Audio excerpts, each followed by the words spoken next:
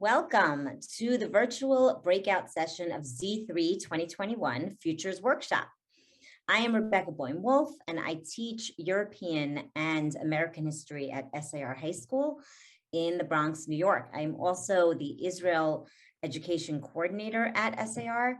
I have a master's in history from NYU, where I focused on American Jewry and its relationship to Zionism. For those of you attending Z3 since the morning, thank you so much for joining AlephBet, the Peoplehood education team.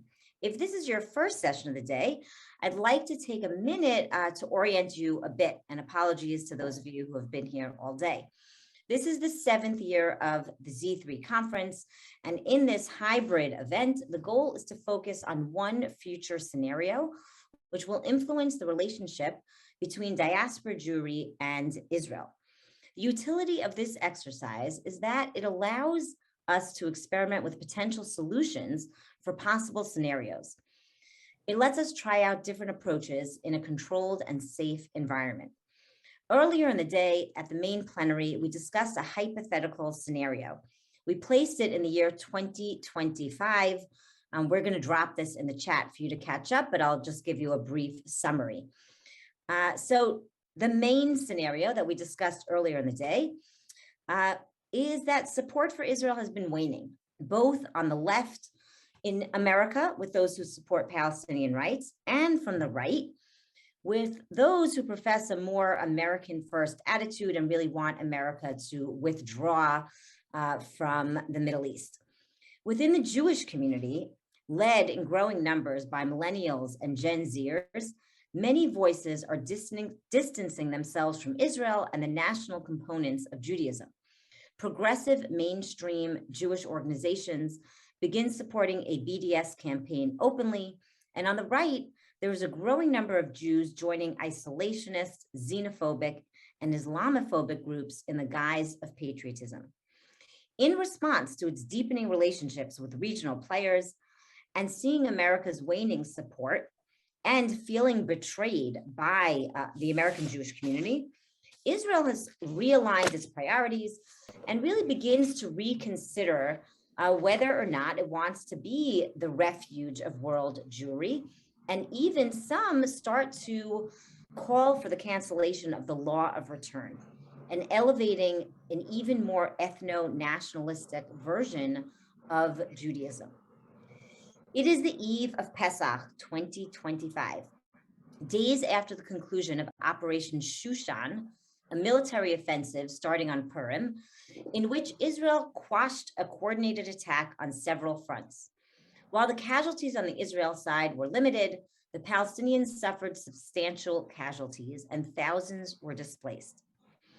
As part of the growing distancing from Israel, Goshen, a Jewish collective, publishes an insert to the Haggadah, in which they compare Israel to the Egyptian oppressive slave masters and Zionism to the golden calf of our time. Across platforms and organizations, many endorse and adopt the insert. An online campaign catapults this initiative, and it begins trending with hashtags such as hashtag even the Jews know and hashtag let my people go, appearing across platforms. Demonstrations across the country ensued. Okay, so that was the opening plenary, and there was a panel of 6 experts in the field who spoke about this particular scenario. Now that you're caught up, let's talk about this session. This session will be broken up into 2 sections. In the first section, we will hear from our panelists, who I will introduce in a moment, experts deeply involved in the peoplehood education in Israel and the United States. And in the second part, we will dive into our specific scenario and hear their proposed course of action. Finally, we will ask you via the chat to pose questions, pose any ideas that you have with us. So without further delay, I would like to introduce our speakers.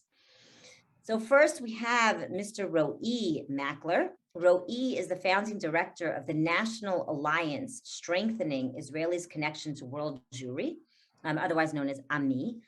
Before Ami, Ro'i was the founding director of CoLab, UJ flagship innovation lab that connects diverse leaders of Israeli society. Ro'i also established Israel's Alumni Communities Directors Forum and led leadership initiatives at the JDC. Ro'i studied law and public policy at the Hebrew University and researched innovative collaborations as a senior fellow at Tel Aviv University. Thank you, Ro'i, for joining us. We also have with us today Dr. Laura Shaw-Frank. Dr. Laura Shaw-Frank serves as AJC's director of the William Petchnik, Petchik, thank you, Contemporary Jewish Life Department. She holds a PhD in Jewish history from the University of Maryland, College Park, and undergraduate and law degrees from Columbia University. Previously, Laura held educational and administrative roles at Yeshivat Maharat and SAR High School, both in Riverdale, New York. Laura and I were colleagues at SAR, and we miss her. Developing a vision and curriculum for Israel education in both institutions. She has published articles on subjects including Israel education, Israel diaspora relations, Jewish marriage and divorce in America, modern Orthodoxy, and Orthodox women's leadership. We are very excited to have Ro'i and Laura with us today. So we are going to begin with some questions for our panelists. Ro'i, I'll ask you to go first, okay, for this question. Please share with us a bit about your work in the field of education about Jewish peoplehood. And I just want to throw in a caveat here about what we mean when we talk about Jewish education, because as we all know, there are many different types of Jewish education. We could be talking about day school education in America. And when we talk about educating children and teenagers in Israel, we could be talking about secular schools or religious schools in Israel. We could also be talking about adult education. So there's a lot of different types of education, and we'll try to include all of them.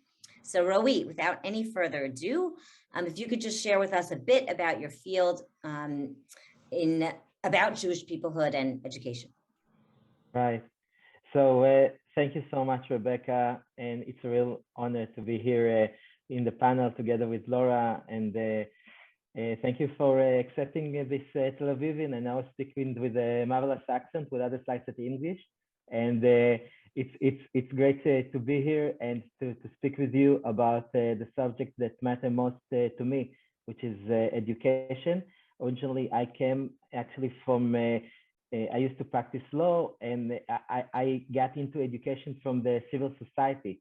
So I used to do a lot of NGOs work, and I used to represent some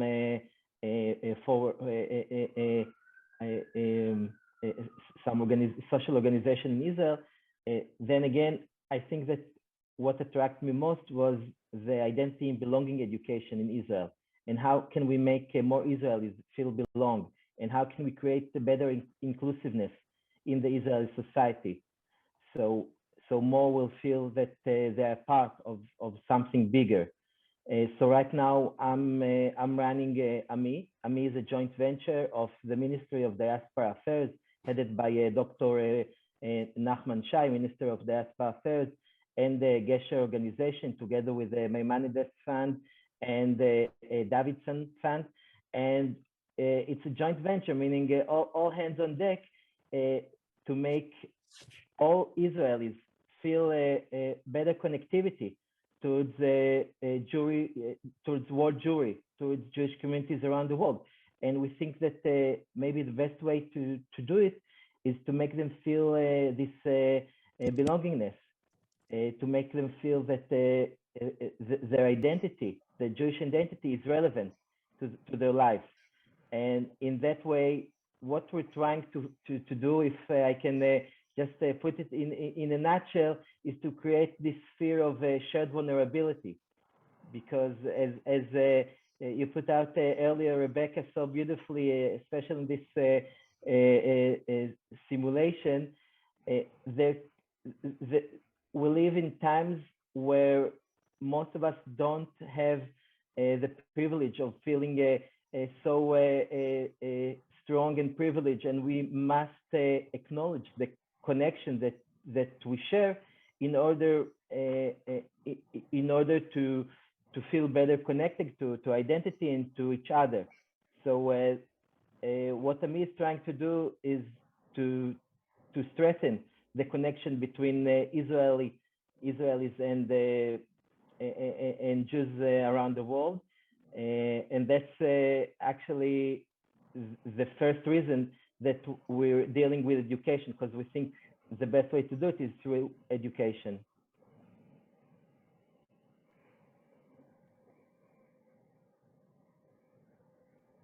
Thank you so much, Roe. Sorry about that. Laura, can you share with us a bit about your work in the field and how it also connects to Roe's work? Sure.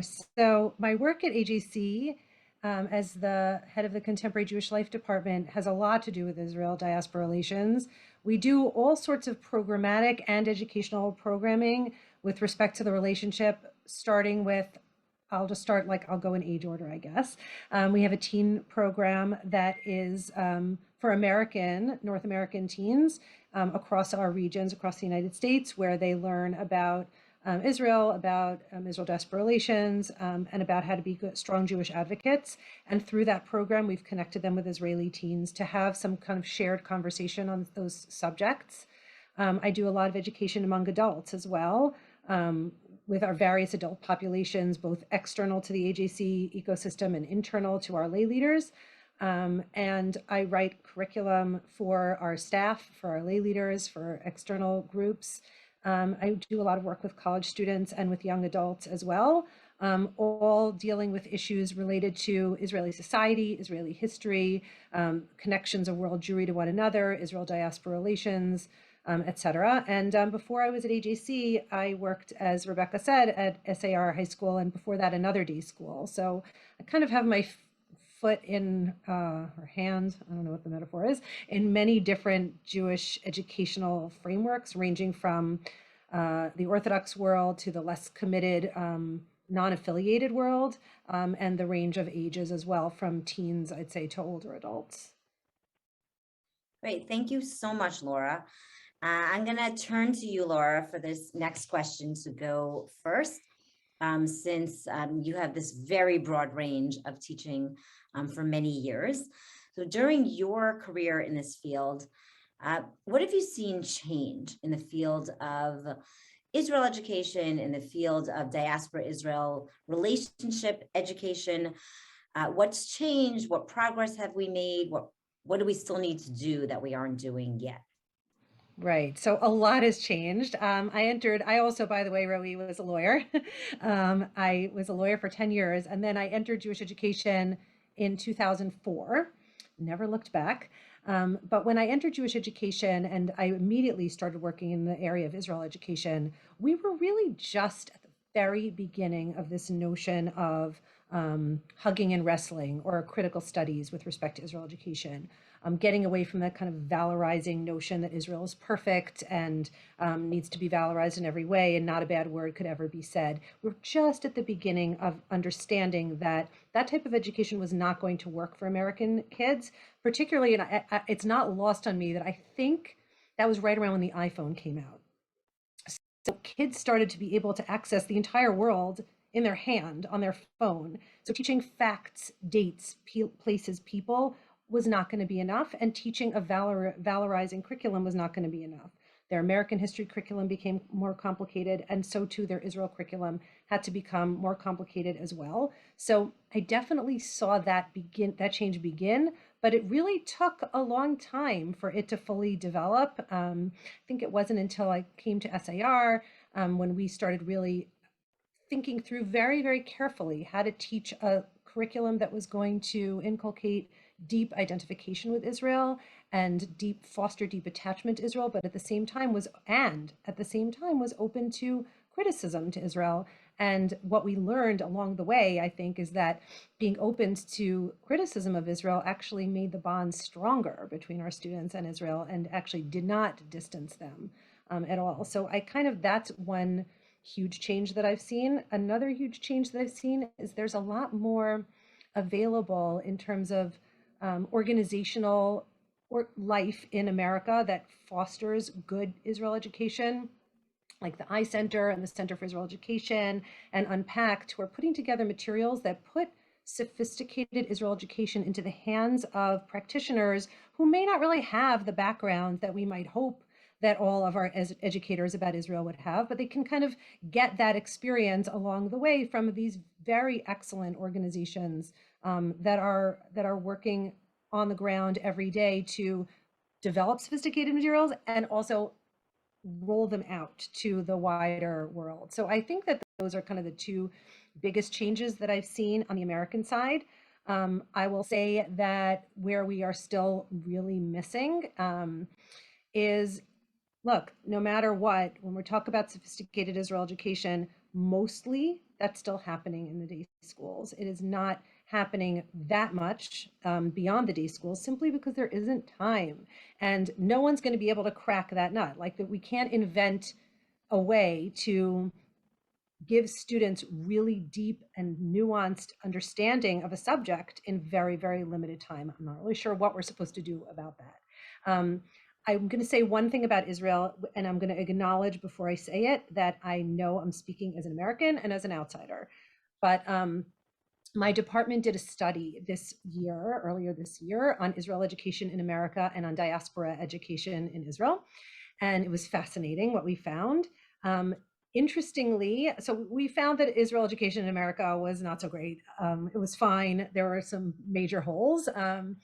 But what we found in Israel was actually far worse, that Israelis knew much less about the diaspora than even American Jews knew about Israel, and that their knowledge was very flat in terms of like they understood that diaspora Jewry was useful to the Jewish people, but it was useful in the sense of very transactional kind of usefulness, like they give money, they talk to their governments, and they advocate for Israel, but there wasn't really a nuanced understanding of what American Jews or world Jewry in general kind of brought to the table. So I think that there's a lot of work to do. And again, I'm acknowledging that I'm American and I really don't have an understanding of what's going on the ground in Israel. I hope Roe will speak about that.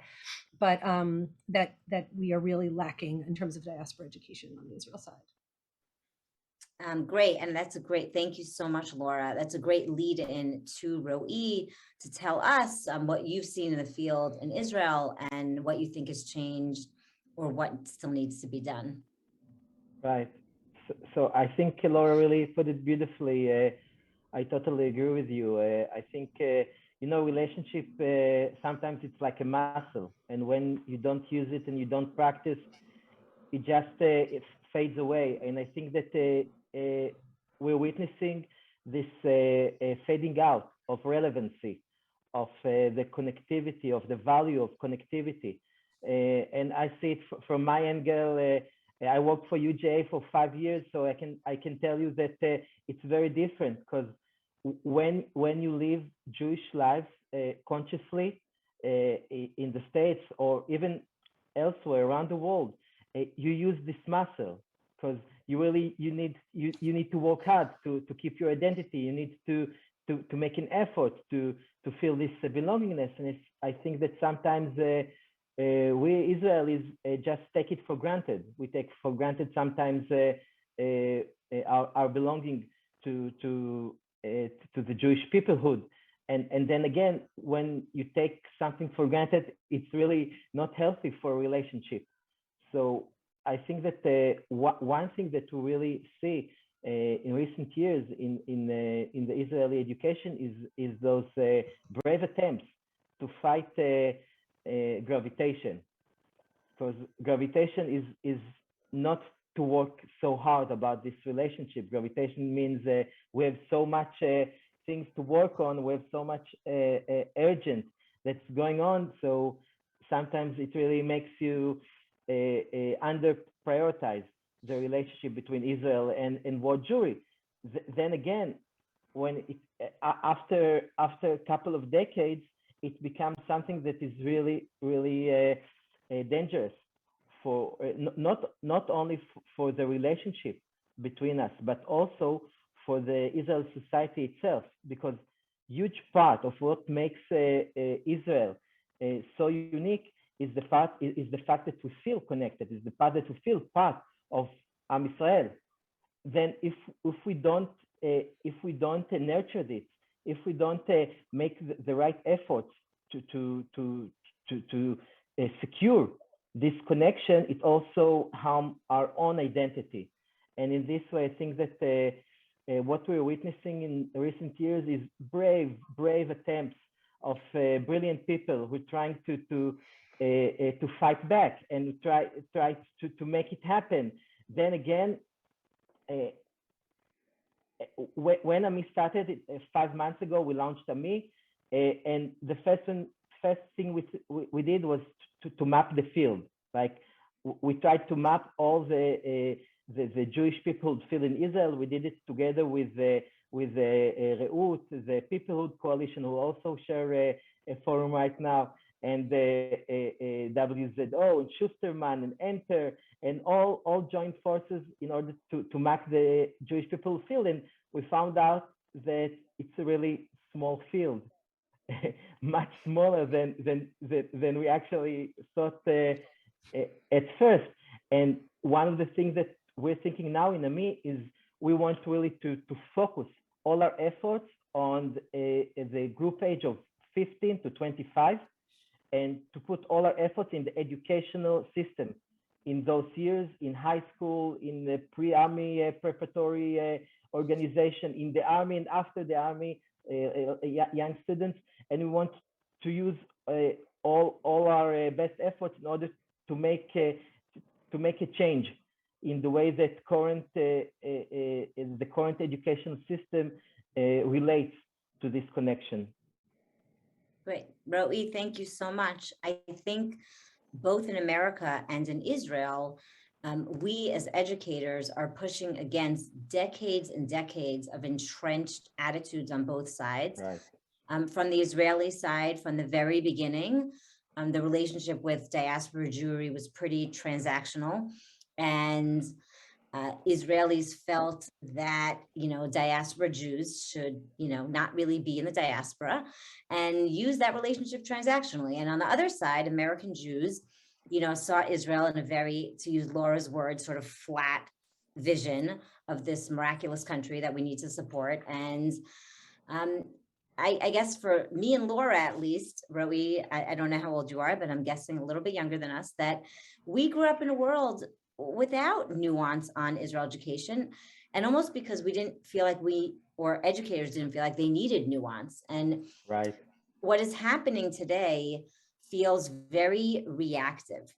Like we woke up, Laura, I don't know, in 2004, 2005, or 2010, and said, the way that we've been teaching Israel education is not working for this new century that we're living in, post Second Intifada. And it's been sort of this reactive. And I think that we need to move into a space that's proactive, which when we get to our scenario later on, we can sort of talk about how to be more proactive in both building the peoplehood relationship between diaspora Jewry and Israel education, sort of on both sides. So with that, I want to move to, what do you think are the most significant issues facing education today, both in Israel and both in North America? And how does it impact our sense of shared peoplehood? So sort of most significant issues. Ro'i, you could tell us one or two, and then we'll turn to Laura. Sure. So I think the number one issue for me, and I think I really want to make the case that it also stands for most of Israelis, is the relevancy of the connectivity of this relationship. And I want to share this really short, embarrassing story about myself. So I used to be a facilitator and a teacher also, and they chose me to participate in this brilliant summer camp called BCI. Have you ever heard about it? It's the Bredes Bardin Collegiate Institute. It's great. They take like 30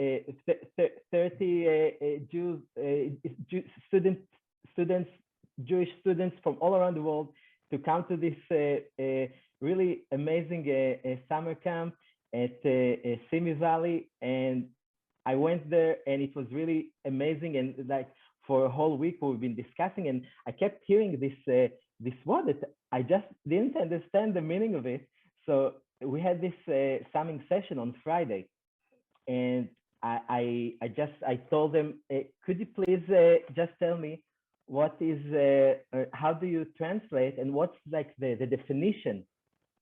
What's your definition of diaspora? Now, they thought it was a really clever question, because they thought I meant like in a deeper level of analysis, but actually I was just being ignorant. I just didn't know the verbal meaning of this word.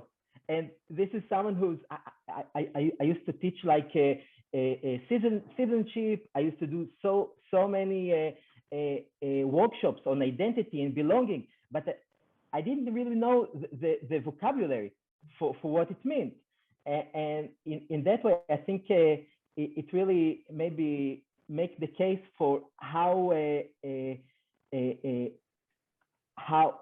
relevancy is missing. Because if we don't have, we don't even know the vocabulary, we don't even know that there's a debate about, should we use word Jewry, should we use diaspora, should we use whatever, but you don't have the building stones in order to start this debate. And I think that in Israel right now, we really lack this relevancy. We really lack this understanding that we should learn those terms, and we should take a better consideration of what they mean for you. Great, thank you so much. Yes, that is a great story, and thank you for sharing, Rowie. I had a similar episode when I started graduate school. There was this very Chiloni Israeli, very secular Israeli who was in my program at NYU, and we were taking a class together. And he mentioned that he grew up near Tel Aviv and had only been to Jerusalem once in his life. He was 20 at the time, let's say, maybe post-army.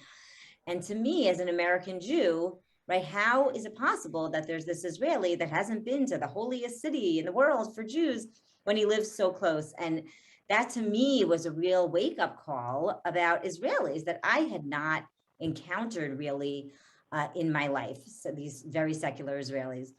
So Rowie, I think we've all had experiences like that in our younger selves. So Laura, I'm going to turn the question over to you. What do you think are some of the most significant issues facing education today in America, in Israel, and how does that sort of impact our sense of shared peoplehood? Yeah, so I think that one of the biggest things, if not the biggest thing, is our lack of ability to talk to each other. And when I say ability, I don't mean that we're unable because ideologically we're unable, although that's obviously an outgrowth of it. I mean, we just don't have enough fora for diaspora Jews and Israeli Jews to speak to one another. And that's what ends up causing the kinds of stories, right, that Rowie told and that you just told, Rebecca. I have my own that I'm going to share with you now. So I have my three of my first cousins live in Israel, and so they have American parents who made Aliyah in the 60s, so a long time ago. But they've grown up in Israel and whatever. But they have tons of American families. So these are not people who don't know American Jews. The last time they were in America, pre-pandemic, I got into my cousins and her husband and kids, and they were like, "We don't understand why Americans stay in the diaspora. Why? Why would you stay there? It's full of anti-Semitism and everyone's assimilating. It's useless." So that's the Israeli story. But then I was telling the story to a friend of mine at work recently, and she responded, "Well, I don't understand why anyone would want to live with missiles raining down on their head all the time." And when I mentioned the word flat before, that's exactly what I was talking about.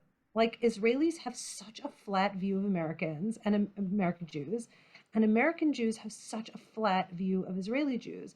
And frankly, the only way to disabuse people of flat views is for them to meet three-dimensional human beings. That's it. You can learn from a book until you're blue in the face. You can hear from another American teacher in America or an Israeli teacher in Israel until you're blue in the face. But unless you actually envision like you engage in a relationship with somebody from the other space, you're not going to get any kind of a three-dimensional perspective. So I think that that is so, so incredibly important. And fostering those kinds of conversations are really important. And when I say conversations, I also I really don't think that the one-off mifgash is going to make one whit of difference. When we talk about really communicating with one another and seeing one another as three-dimensional, it requires longitudinal, deep engagement. So like some of these gap year programs in Israel that bring together US American Jews and Israelis are fantastic. Another thing is that I think of often is the CEO of AJC, David Harris, and I speak all the time about this, and he's of the firm belief, and I think he's right, that we need to have projects, joint projects that Israelis and Americans who are in the same fields or have the same interests are working on together, so that they're not just learning about one another in a one-off way or having like a, 2 times a year conversation, but they're actually working deeply on a project together, because that's when you really get to know people and when you see them as three-dimensional and not as some kind of a caricature that you read in the pages of Ma'ariv or in the pages of the New York Times. So, I think that that's actually the thing that is maybe the most significant issue. I'm going to say, interestingly, that our study found that young people Americans are traveling to Israel more than any other generation. Not surprising. We have birthright. Plane travel is easier now than it was in previous generations. So we have that. We also found that those who travel from America to Israel, something like 72% of them or more say that it advanced their relationship and their connection to Israel. But the other way, it doesn't work. So the same percentage of Israelis visit the United States as vice versa. It's about 40-something%. But the Israelis that visit the United States, unless they're Orthodox and they need the Jewish communal infrastructure, they don't engage with North American Jewry when they're here. So that's like this huge lost opportunity that we have on our side to humanize North American Jews for Israelis, if we could somehow figure out how to get them to engage with the North American community when they're here. By the way, I don't want to pretend that when American Jews go to Israel, we necessarily do a great job engaging them with Israelis when we're there, but it's a little bit better. So that's what I think. I really think that it's very, very deeply involved in this human piece. Laura, thank you so much. I'm hoping that one of the outcomes of this pandemic is that we can use Zoom more to connect Israeli teenagers, young adults with American teenagers and young adults. And I really hope that that becomes sort of a bigger platform for bringing them together in a very cost-efficient, easy, and ongoing way that no one really thought about before this pandemic. So maybe that'll be one good outcome. I want to very quickly, because we're running out of time for this part of our session, someone threw into the chat a question about how do we bring more people around this table of discussion of Jewish peoplehood, right? There are many unaffiliated Jews in America, and how do we sort of bring them in if they're unaffiliated, right? Laura, I feel like you could probably talk to that question since this is part of your job. Yeah, so I want to quote a dear friend of mine who is American, who made Aliyah a number of years ago, Rabbi Ross Singer, who always says there are really only two kinds of Judaism. There's interesting Judaism and there's boring Judaism. Like, it's not denominations, it's not this, it's interesting Judaism and boring Judaism. So look, we are in a marketplace of ideas in America. We're in a marketplace of affiliations and everything else. If we can't present something compelling in the Jewish community, guilt ain't going to do it. Your parents and grandparents telling you need to be affiliated ain't going to do it. None of that stuff is going to do it. What's going to do it is interesting Judaism, and bringing people to the table who are looking for ideas, who are looking for deep ways to live their life, who are looking for connection to something bigger than themselves. So many people are looking for that, particularly now, and we're so siloed in the pandemic that we're still really going through. I'll just give you an example of something that I've been doing at AJC with our young adult community, our 25 to 40-year-olds in our New York region. We started this series where I'm teaching these classes on Torah and advocacy. So I'm taking these figures in the Torah and we're really looking at them in translation, but like really deep sources, rabbinic sources and biblical sources, and talking about like what lessons about advocacy we can learn from them. And the range of people that show up to these classes is, kids who, they're not kids, they're adults, but like people who went to day school when they were kids, to people who have really little to no Jewish education at all, but are looking to belong to something bigger than themselves and want to access that piece of their identity. We live in a world of identity politics. We live in a world where identity is so powerfully important. And if we can give people interesting ways to connect that are not two-dimensional and flat, I feel like I keep saying that word, then I think that is an important way of bringing different types of Jews to the table. Thank you so much. So we have run out of time for this part of our session. Laura and Roe, thank you so much so far. We are going to move into the second part of our session now, which is our room-specific prompt. So I'm going to read that out loud to you, and it's going to be thrown into the chat for those here to read if you'd like, but I'll read it out loud now, okay? It is 2025, and huge strides have been made in the world of education, as we just discussed. The advanced technology and growing sophistication of educators worldwide resulted in a leapfrog in the level of nuance in Israel Jewish education. Effectively, the notion that traditional education does not shine a light on the challenges of Israel is becoming less prominent. At the same time, the Ministry of Education has brought in content about world Jewry more than ever before in Israel. However, when the Haggadah insert goes viral, many students across the country support it. Many of them bring it to their day schools, asking that their teachers address its contents. Some teachers not only oblige, but openly support it.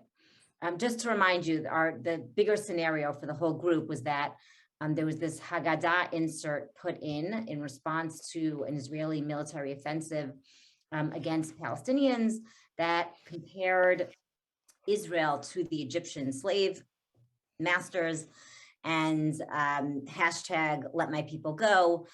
And many people in America in our scenario in 2025 adopted this into their Haggadot. So we are now going to discuss how to react to students excited about this insert and some of the teachers supporting it. So what can we do about that? So that's what we're going to talk about in the next 20 minutes or so. So I will throw this question out to both of you. How do you understand the domino effect that can happen from the Haggadah initiative in schools? So meaning kids are bringing it into the schools and then they're bringing it home. Sort of what do you imagine is happening in that scenario? So Roe, maybe you could tell us from the Israeli perspective, how are Israelis reacting to news of this insert in schools? How are teachers teaching about it in Israeli schools? There's this insert that American Jews have created. What does the teacher in Israel tell her students who are upset about this? And then Laura, if you could tell us from the other angle, why some American Jews would accept this and be happy about it, that would be great. So Roe, I'm gonna turn to you first. Yeah, I think that the education system in Israel is ultra defensive, meaning we really don't want any judgmental threat to be laid upon us, and I think that it's also something that you see as part of the also the affiliation choices in Israel, meaning you see differences between ultra-Orthodox education in Israel, which is education is the most sacred part. Like you can't even pronounce those words in ultra-Orthodox education.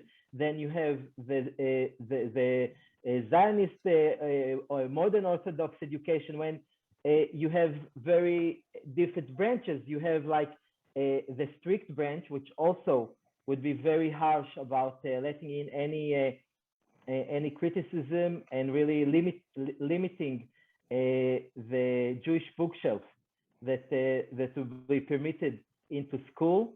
Then again, you also have a pluralistic modern Orthodox branch, which will welcome criticism. Some will say maybe over welcome some criticism and judgmental statements.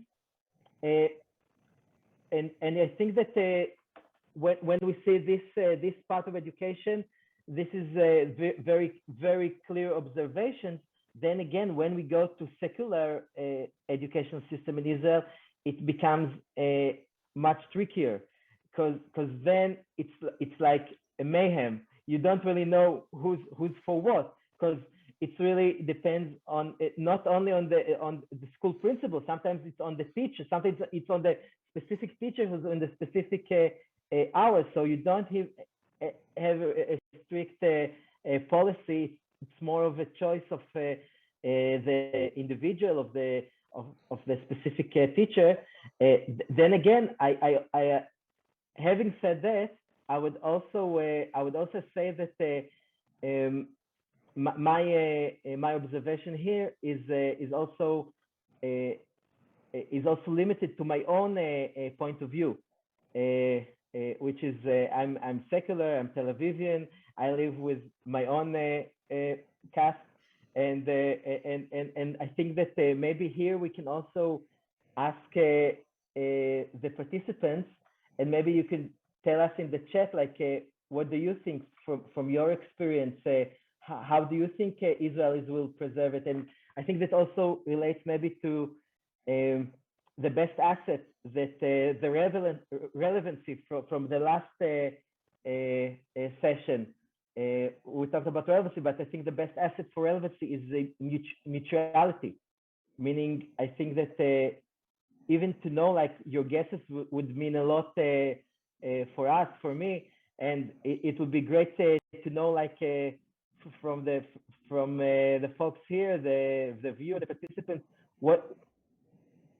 what's your take on how would Israel respond to the Haggadah? Yeah, great. Thank you, Roe, so much. And I think thank you so much for distinguishing between the different schools in Israel. I think that's really important. Okay, Laura, I'm going to throw the question to you, and we can just focus on day schools, because we're talking about day schools in America. Yeah, and what would sort of be the domino effect, or why would these students in America sort of adopt this Haggadah insert?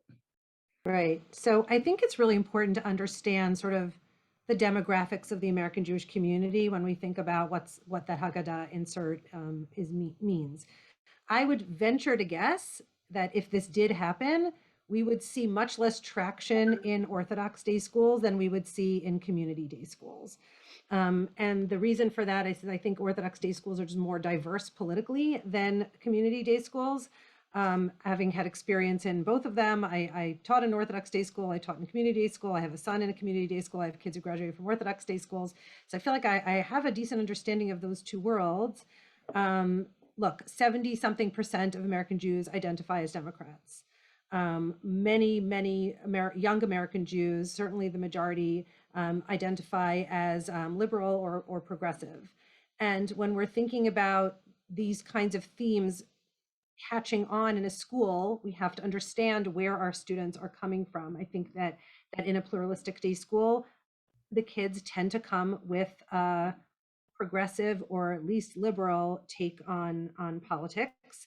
I also think that they're young, we do it too, conflate certain progressive causes with one another without fully teasing out the differences between a circumstance in the United States and a circumstance in Israel. I think often the way that American Jews conflate race issues in America with race issues in Israel without a real understanding that Israeli Jews are of many different races, and this is not an issue of white supremacy.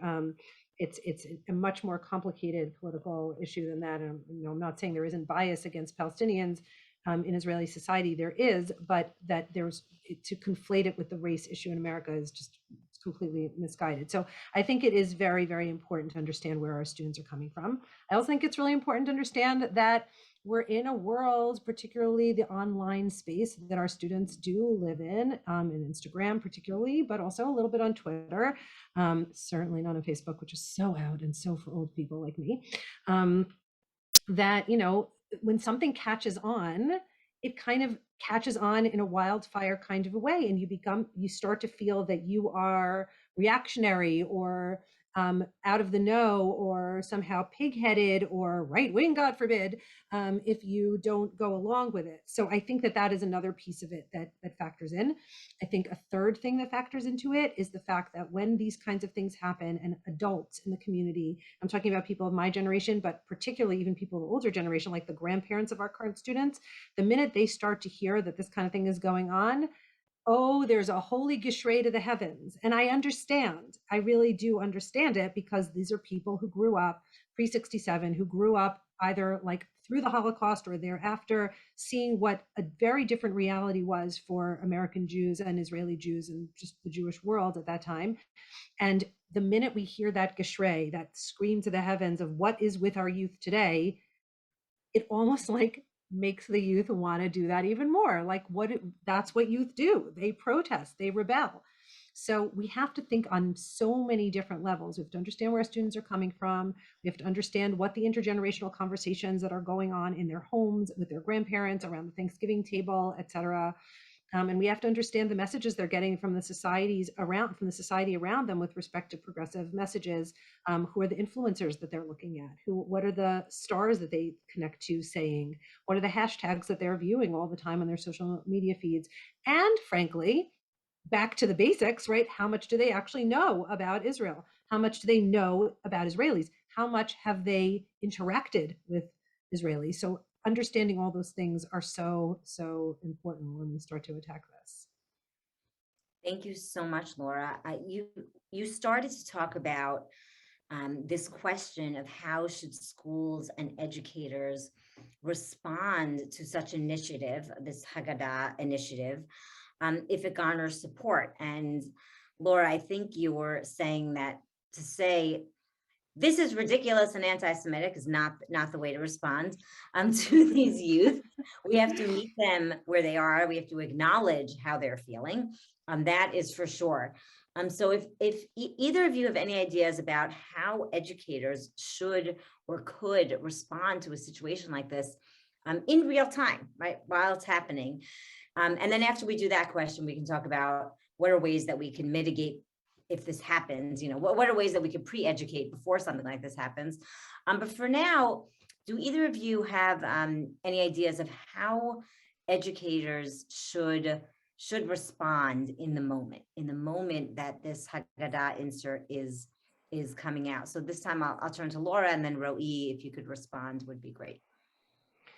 So the first thing is exactly as you said, Rebecca, and Rebecca and I taught together for years, and we see it the same way for sure, is don't tell, ask. Ask your students, what do you mean by that? Let's talk about it. What are you seeing online that's bringing you along to think in this manner? What are you learning about? Let's talk about where your ideas are coming from, why you hold them, and what we're going to do with them. That's first of all. I would even say that bringing together generations would be important in that space. And that's something that we're working on at AJC, is bringing together different generations to talk about Israel, and in ways that they can each express the way they're feeling, because I think that conversation becomes uncomfortable in many spaces and people just don't have it. I also think that bringing our students in a moment like that together with Israeli kids their own age would be amazing. I'll just give you a little anecdote. In May, when the conflict with Hamas was going on, my son is now currently in his second year gap year in Israel, but he was in his end of his first gap year in Israel at that time. He's studying in a yeshiva called Ma'ale Gilboa up in the north. And one of our elected officials reached out to AJC. The elected official had come under some fire for responding in certain ways to what was going on. And the elected official's chief of staff reached out and said, we actually want to talk to the parents whose kids are in Israel, we want to hear what you're feeling. And it was so fascinating. They had no idea that I was sitting on Spilkis here in Riverdale because my kid happened to have had a stomach virus, which meant he wasn't safe up in the north, but was with my cousins who were actually under rocket fire. And for her to hear that and to actually hear from the mouths of people that she knows or doesn't know personally, but like gets who we are, was so profound. And so I think that like one of the best things we could do in that moment, and again, like we should be building that infrastructure before the emergency so we're not scrambling in that moment to deal with the emergency, but to bring Israeli and American kids together in a moment like that, just to have them talk to each other about what they're actually feeling, to get our kids out of their bubble, to get the Israeli kids out of their bubble, to broaden the way we see one another in a moment of stress like that, I think would be incredibly powerful. I think that's a terrific idea. Roe, any response, any ideas coming from Israel and how the Israelis in schools can respond to this? Laura speaks so beautifully. You just you just said so wisely, and it's great to hear it from you. You just reminded me of this great phrase. I think it was in the Truth in Reconciliation committees in South Africa, that there was this saying that the only way out is through, meaning that you cannot ignore it. You need to really take this deep breath and then to confront it and to really to touch the pain. And if I can add, maybe we as the Jewish people can add, the only way out is through, and the only way through is together.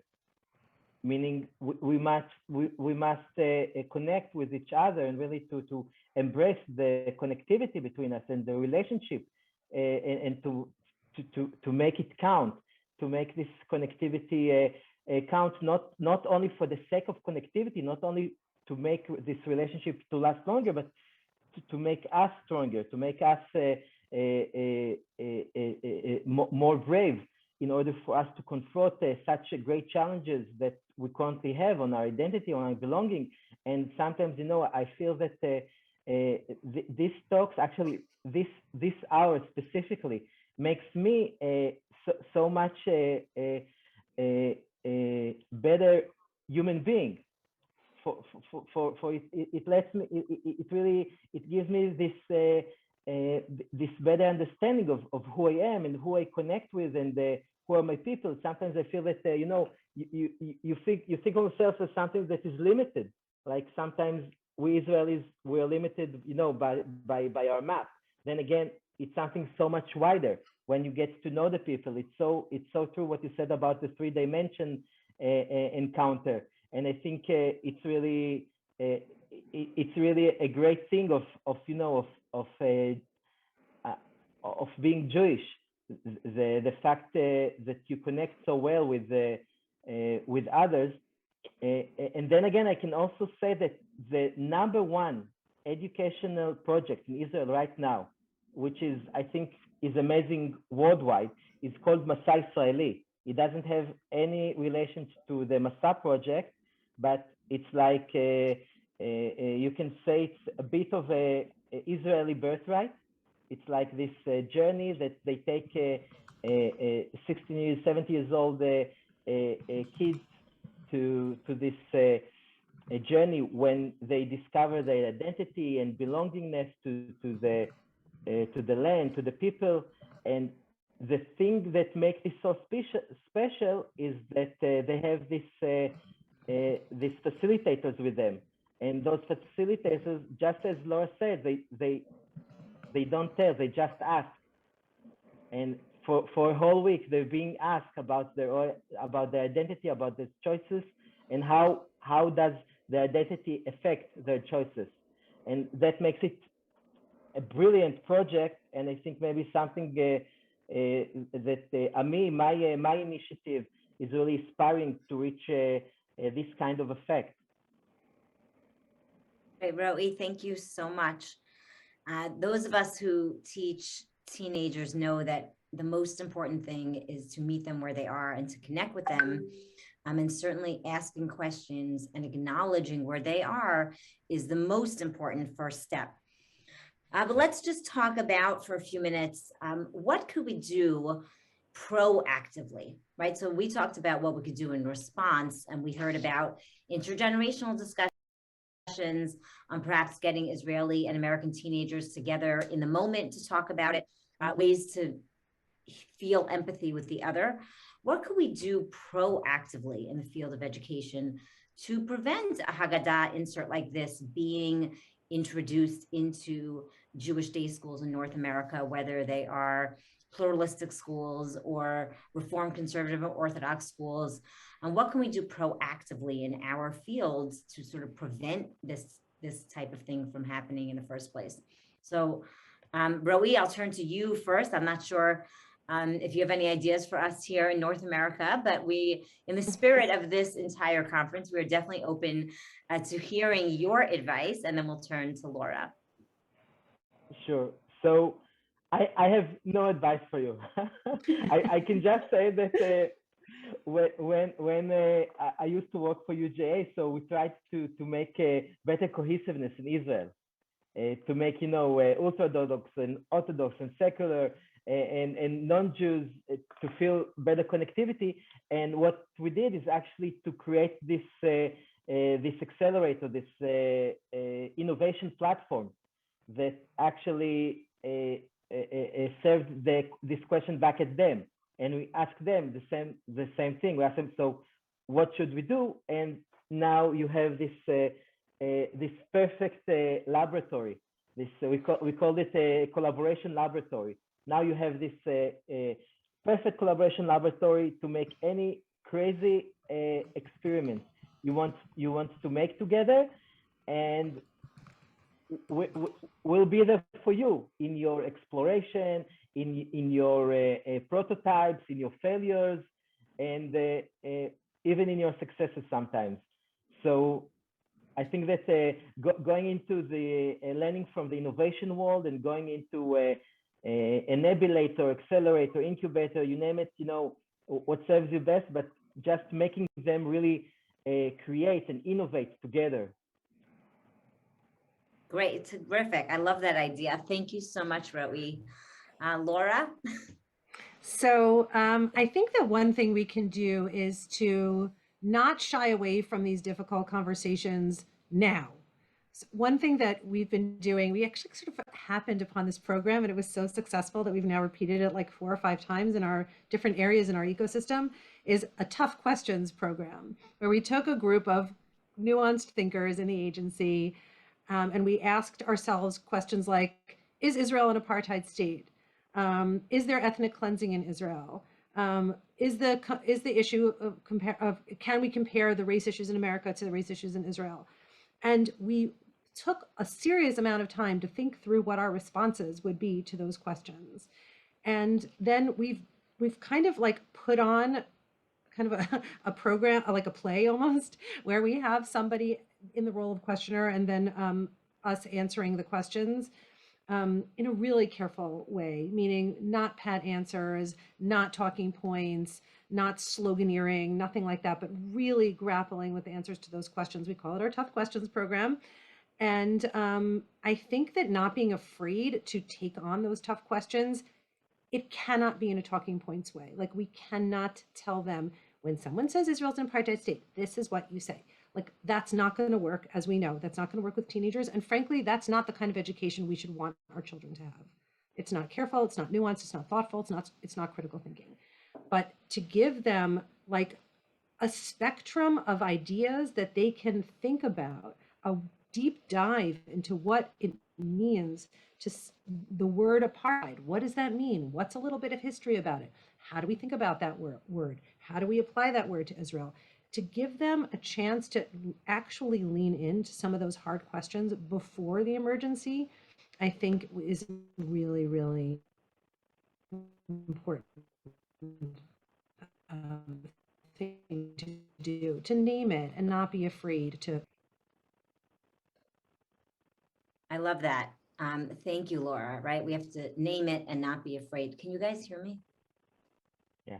I Okay. think it's my connection that's unstable. Okay, I wasn't sure whose connection it was. Laura, someone just posted into the chat, and I just want to bring this to your attention. Most American Jewish youth are not in day schools. So what can we do for them, right? How can we get to them? So our scenario happened to be placed in a day school setting.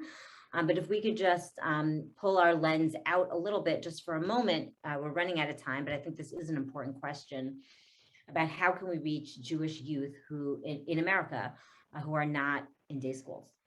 So I think it's so important. Actually, we're about to embark on an advocacy project in AJC, having our leaders advocate for Israel education for their kids, for better Israel education for their kids who are not day school kids for the most part. First of all, there are a lot of programs out there that give kids a really good and nuanced understanding of Israel in different types of ways. We have a teen program called Leaders for Tomorrow. Hartman has programs. All types of organizations around Federation does programs. We need to get our kids into, we have to prioritize it. We have to prioritize it. It is not prioritized enough. And it's and part of the reason we don't prioritize it is because it's time and we don't have time. But the second reason we don't prioritize it is because we're nervous about Israel education, because Israel is becoming this uncomfortable area and we're so worried and we don't want to touch it. And it's whatever it is. We can't be afraid. We've got to face it, and we've got to get our kids into frameworks where they can learn. If it's important to us, which it has to be, I believe, got to get them into frameworks where they can have nuanced, intelligent conversations about Israel and learn about Israel in a critical thinking kind of a way. It doesn't have to be in day school. Obviously, look, I'm a huge proponent of day school education. I would very much encourage people to think about day school education. But if that's not something that people are going it's right for a particular family, or a particular child, seek out those programs, seek them out, and get your kids engaged in them. Or seek out Unpacked. Go on YouTube, search the word Unpacked, watch the videos, give them to your kids to watch. They're amazing, they're nuanced, they're careful, etc. So it's so much of it is about prioritizing. I think there are programs, we need to get our kids into them. Yeah, I want to second Laura's endorsement of Unpacked. We use it at SAR, and they're really putting out some really great, nuanced educational material that is accessible to teenagers. That is super important that it's accessible. Roe, I wanted to ask you one question, and then we're going to stop, and I'm going to try to wrap this up in 30 seconds. Roe, someone asked in the chat earlier, what could they do as an individual to help this Jewish peoplehood conversation, right? This person who asked the question is an American Jew. Her daughter, or his daughter, sorry, I didn't see who it was, is visiting their daughter who's studying in Israel for the year. And what could they do practically to help Israeli Jews understand diaspora Jews and vice versa? Do you have any practical ways in which lay people can help this conversation along? Any organizations they can join or things that they can do? Yeah. This one is a really difficult question because unfortunately there are currently so few options to really to get involved, and it's really a shame on I think on us educators that we don't provide the sufficient opportunities for people who want to make this this happen. I think that if we really want to make it happen, it's like in the sake of mutuality. In Hebrew, the way to say I like you, like אתה מוצא חן בעיניי. So when you say in Hebrew, אתה מוצא חן בעיניי, I like you, it means that actually the translation, the direct translation is that you like me. You like my eyes. אתה מוצא חן בעיניי.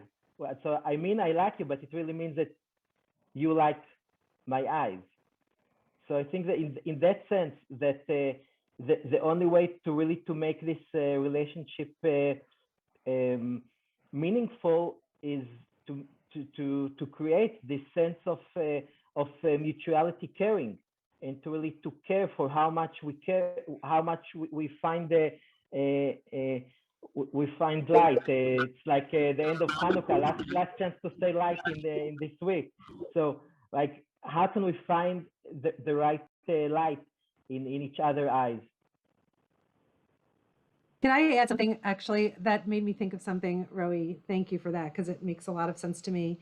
I think that I'm a history educator, like that's my field. That's where I came to AJC as a history educator. And I think that one of the ways to do that, and there are many ways to do it, but one of the ways to do it is to show the ways that we've worked together in the past, and what those ways meant.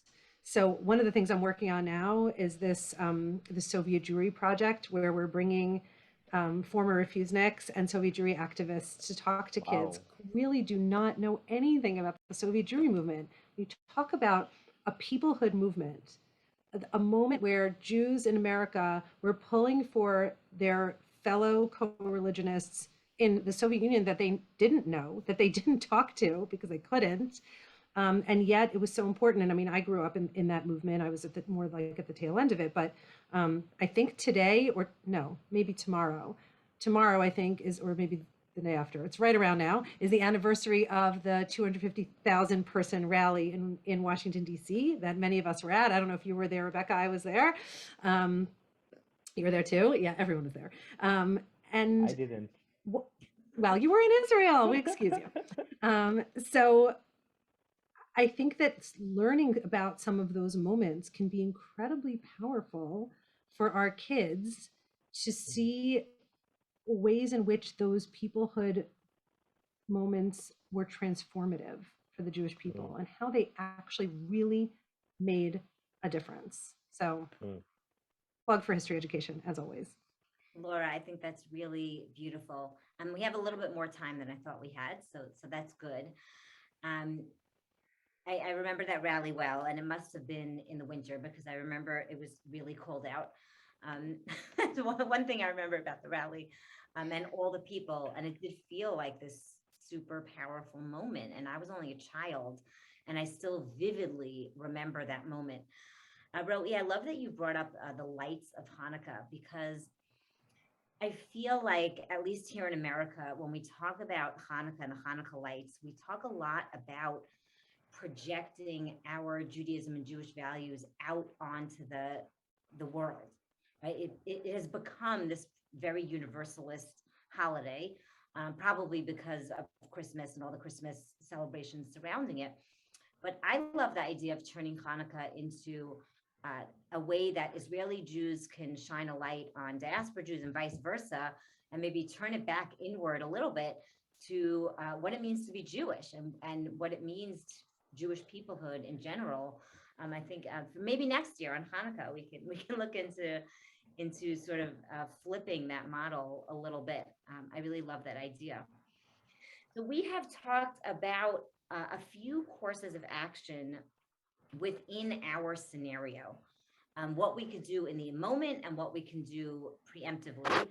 We talked about how in the moment, when this Haggadah insert comes out, we can have intergenerational discussions, have older people talk to younger people about what Israel means to them and why it's important, and why this Haggadah supplement comparing Israelis to Egyptians might not sit well with many Jews, both in America and around the world.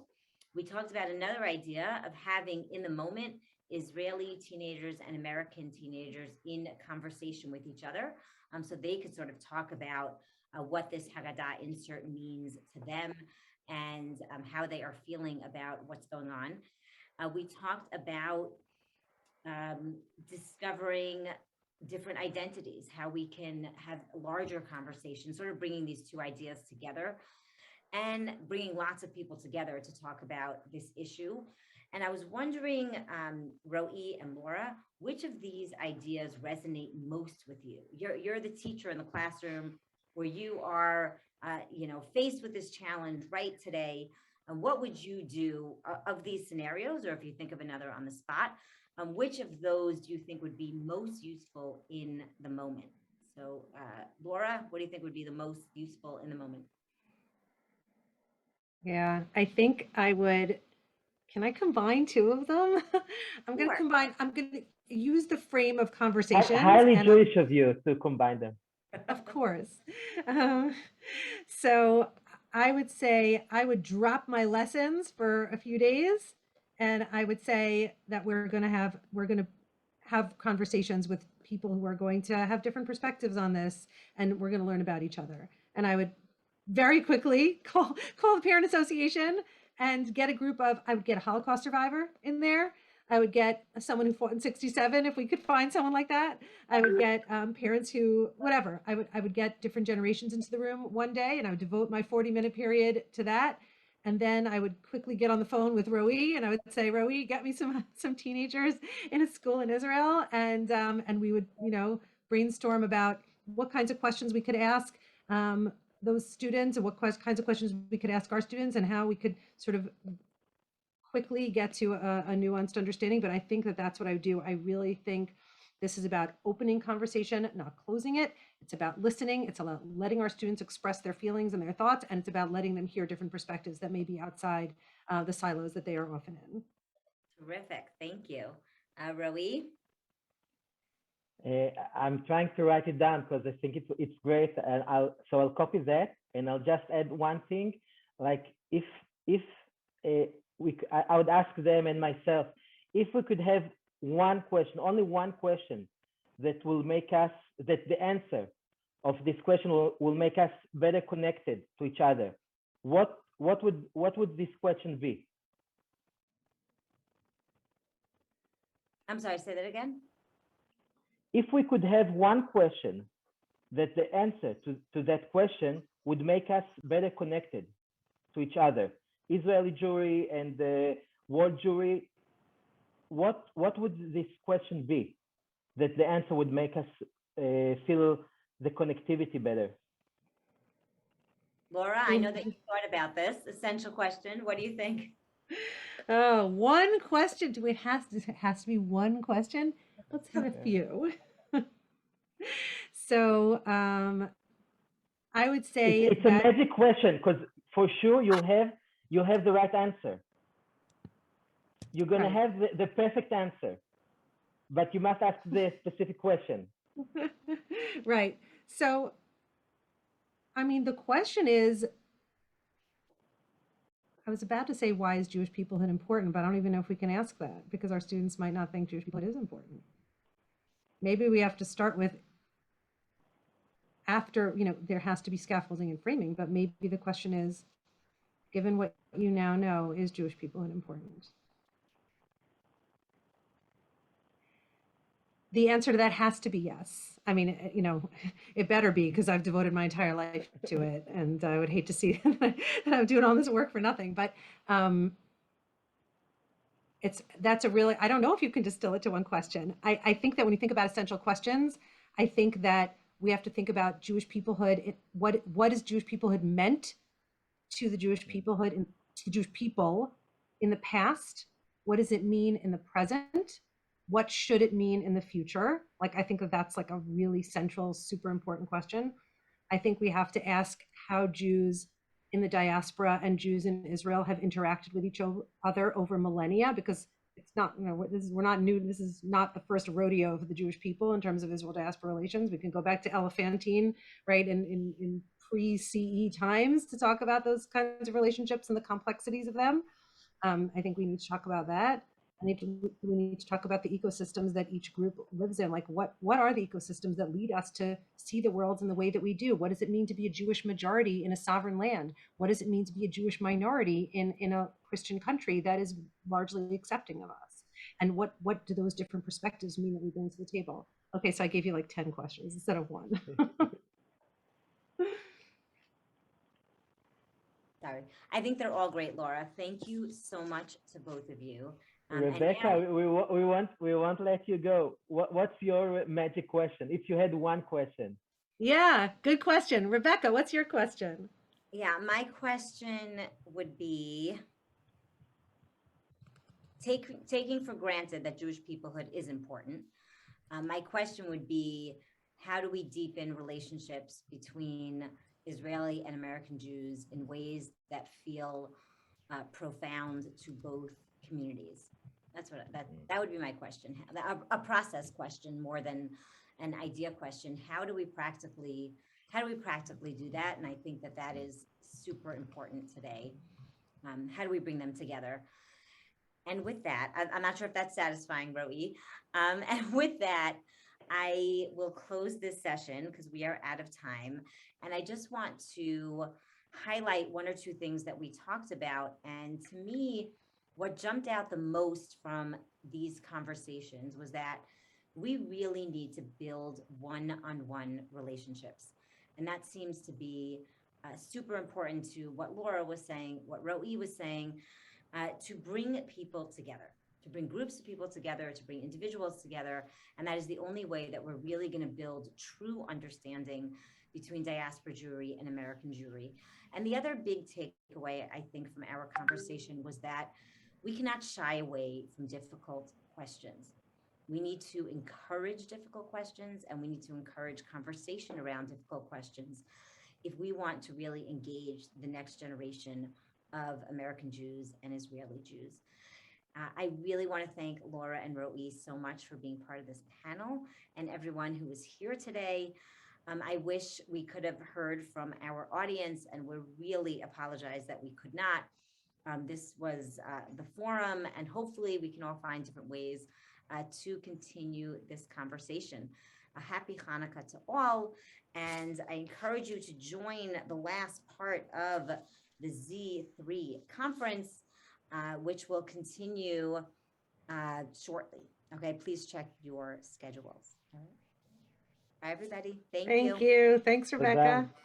תודה רבקה. חג שמח. Xag Xag Sameach. Sameach. חנוכה שמח.